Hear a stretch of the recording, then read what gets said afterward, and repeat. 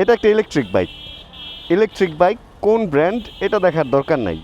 বাইকটা আমি মসরু ভাইয়ের কাছ থেকে নিছি রোড পাওয়ার বিডি থেকে, যে আজকে একটু ইলেকট্রিক বাইক চালাবো অ্যান্ড কিছু ব্যাপার স্যাপার নিয়ে কথা বলবো। এটা ইলেকট্রিক বাইক সম্পর্কিত। এটার কিছু মজার ফিচারও দেওয়া হয়েছে এই সমস্ত বাইকগুলোতে, যেমন এটা কিভাবে যেন সিট টিট খুলে। ভাই সিট খুলে কেমনে এটার? ডান দিকে ঘুরাইলে সিট খুলে। আচ্ছা দেখেন, সিটের মধ্যে এত বড় জায়গা যে আমি চাইলে আমার এই ব্যাগটা এরকম ভাঁজ করে দেন ভেতরে এইভাবে ঢুকায় রাখতে পারবো। হেলমেটও রাখা যায়, এরকম ব্যাপার স্যাপার আছে। বাজার সদাই করে একদম আরামে চলাফেরা করা যায়। প্লাস এইখানে ব্যাগ রাখা যায়, এখানে ব্যাগ রেখে এখানে যে হুক করে দেন আপনি অনেক কিছু ক্যারি করতে পারবেন এই বাইকগুলোতে। এ হলো এই বাইকের সুবিধা। এখানে একটা ইয়েও দিচ্ছে, এটা কি বলে, ব্যাক রেস্ট। মানে সব বাইকে যে সব এগুলো থাকবে তা না, বাট এই হুক, এই সিটের নিচে জায়গা এগুলো থাকে। ইঞ্জিন না থাকাতে বেশ অনেক জায়গা, অনেক কিছু ক্যারি করা যায়। এবার বাইকটা চলেন একটু রাইড করি আর কিছু টুকটাক ইনফরমেশন শেয়ার করি। কারণ আমার কাছে ইভেন আমার জিমেও ভাই ব্রাদাররা অনেক সময় জিজ্ঞেস করে, এই মোচার দিলে চলে না কেন, পিতে দেয়া গিয়ার টিয়ার আছে আবার। এটা কি?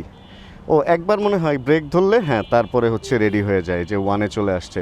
রাইডিং মুড টুডও থাকে। এগুলো নিয়ে আজকের কথা বলবো না। রাইডিং মুড, বাইক চালাইতে কেমন কি, এত কিছু নিয়ে কথা বলবো না। আজকে যে ব্যাপারটা নিয়ে কথা বলবো সেটা হলো ইলেকট্রিক বাইকের বলতে গেলে অতীত বর্তমান ভবিষ্যৎ, বা আসলে কি অবস্থা আসলে ইলেকট্রিক বাইক। অনেকেই বলতেছে, আমাকে এরকম জিজ্ঞেস করে যে কেনা কি ঠিক হবে, ইলেকট্রিক বাইক সার্ভিস কি পাবো, বা এই ধরনের কথাবার্তা আমার কাছে, মানে প্রশ্ন আমার কাছে আসে। এই কারণে এটা আজকে নেয়া, যে আসলে ইলেকট্রিক বাইক নিয়ে যখন কথা বলবো ব্যাপারটা ইলেকট্রিক বাইক চালাইতে যায় কথা বললেই ভালো হয়। হ্যাঁ এটা ইয়াদিয়া ব্র্যান্ডের। এছাড়া সাকিব ভাই, মিজু ভাই এছাড়া হচ্ছে ইয়াদিয়া ছাড়াও রেভো, তারপর আরও বেশ কিছু হাই এরকম বেশ কিছু ইলেকট্রিক বাইকই বাংলাদেশের মার্কেটে আছে অ্যান্ড খুব ভালো অবস্থাতেই তারা চলতেছে। প্রচুর সেল আমি দেখলাম। লাস্ট যখন তেল পাওয়া যায় নাই তখন প্রচুর পরিমাণ ইলেকট্রিক বাইক হচ্ছে বিক্রি হয়েছে। আর মোটামুটি যারা চালাইতেছে তারাও হ্যাপি, কারণ এটা নাকি 20 টাকার চার্জে সারাদিন চলে বলতে গেলে। তো পার ডে যদি 20 টাকা খরচ হয় আপনার চার্জে, আমি একটু বাড়াই ধরলাম, ধরেন 30 টাকাই খরচ হয়। 30 টাকা দিয়ে যদি আপনি সারাদিনের মুভমেন্ট করতে পারেন ভাই, রিক্সায় উঠে নামলে, তাহলেও তো দেখা যায় যে আমাদের খরচ হয়ে যায় মোটামুটি 50 টাকা, তাই না? 60 ফিটের এক মাথা থেকে আরেক মাথায় যদি আপনি যান, 50-60 টাকার নিচে আপনাকে কেউ নিয়ে যাবে না।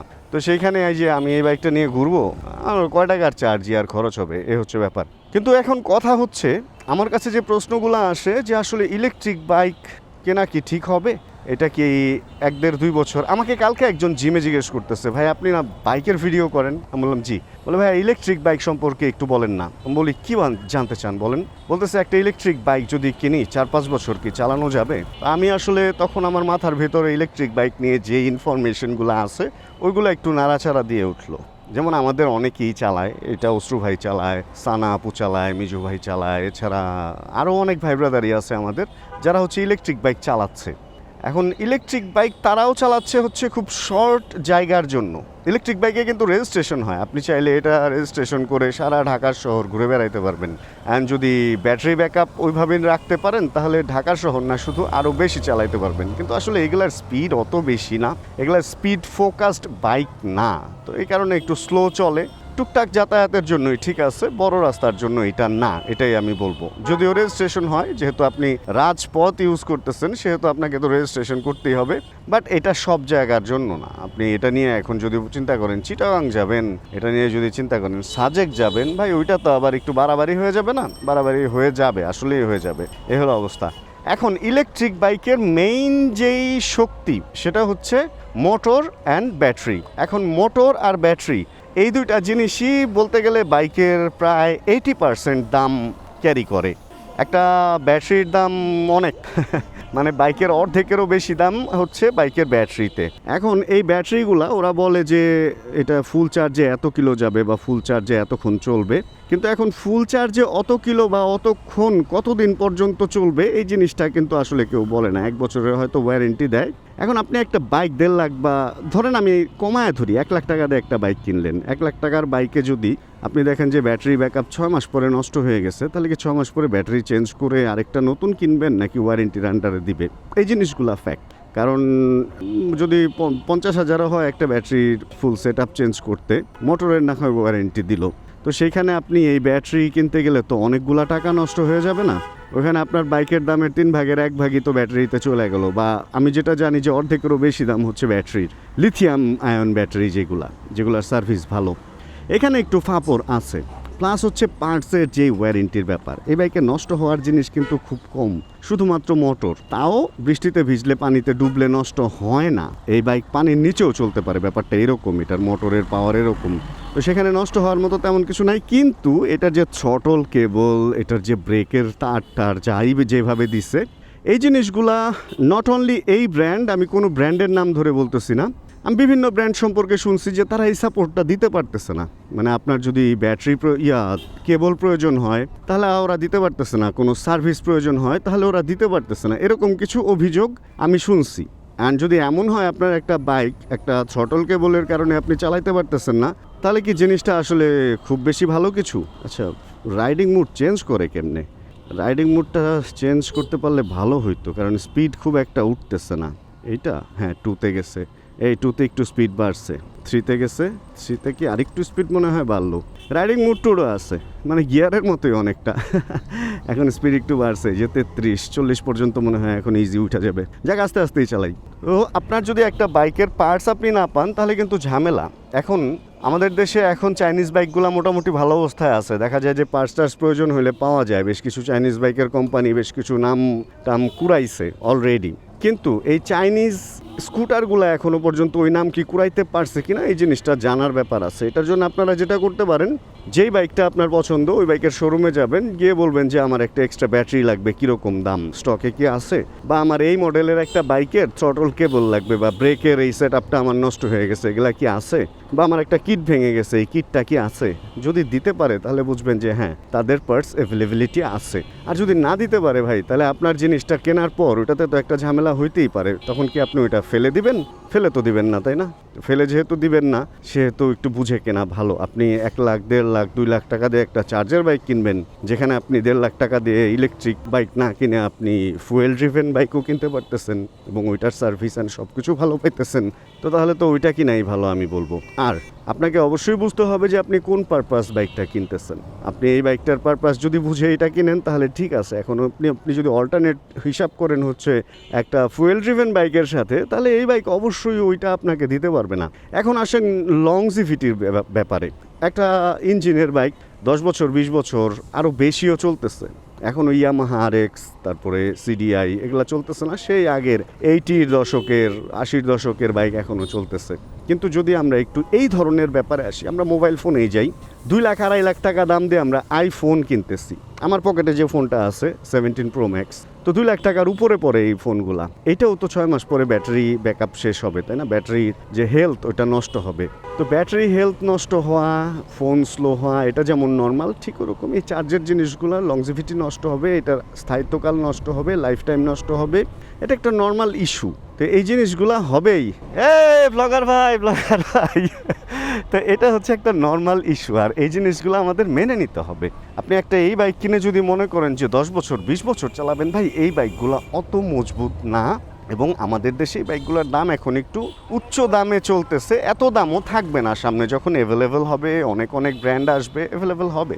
আর এই চার্জের প্রথাটা যে আজকে থেকে শুরু, ব্যাপারটা কিন্তু তা না। চার্জের বাইক এক সময় সাইকেলের মধ্যে অনেকে ওই যে ব্যাটারি লাগানো কিন্তু দেখতাম, মাঝে মধ্যে চালাইতো, মাঝে মধ্যে অটোই ব্যাটারিতে চলতো। তো তখন থেকে চার্জের প্রথা আসছে। আমি 2017-তে যখন সিঙ্গাপুর যাই, তখন দেখছিলাম ছোট ছোট কিছু বাইক, মানে ছোট ছোট চাকা, একটা ছোট্ট পিড়ির মতো, ওটার উপরে দাঁড়ায়, একটা ছোট হ্যান্ডেলও আছে আবার উপরে, সুন্দর মানুষ চালাইতেছে। তো চার্জের প্রথা সারা পৃথিবীতে ভালো চলতেছে।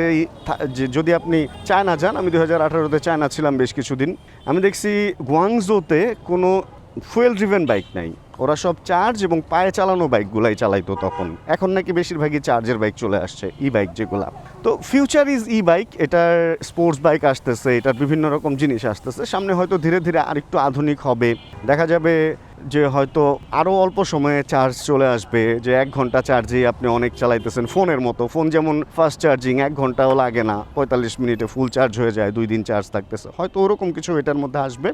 বাট একটু সময়ের ব্যাপার। এখন যদি কেউ কিনতে চান এইটুক রিস্ক নিতেই হবে। আসলে যে কোনো জিনিস যখন প্রথম দেশে আসে তখন ওইটার একটা ছোটোখাটো রিস্ক এটা নেয়াই লাগে, অ্যান্ড এটা আসলে রিস্ক বলা যাবে না। আপনি একটা জিনিস এক্সপেরিমেন্ট করতেছেন, এটা তো আসলে রিস্ক বলা যায় না।